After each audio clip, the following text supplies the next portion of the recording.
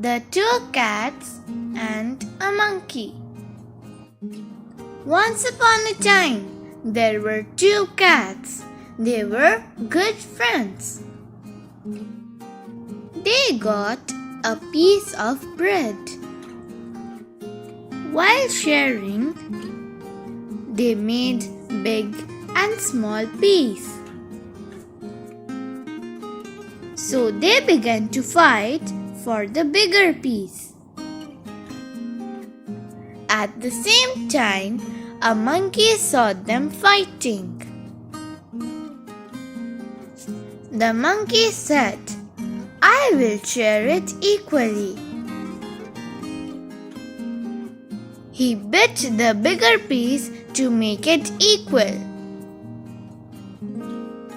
Again, it bit the other bigger piece to make it equal.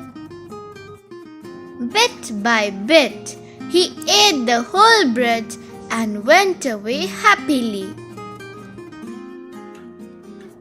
The poor cats lost the bread. Moral: we must learn to share what we have.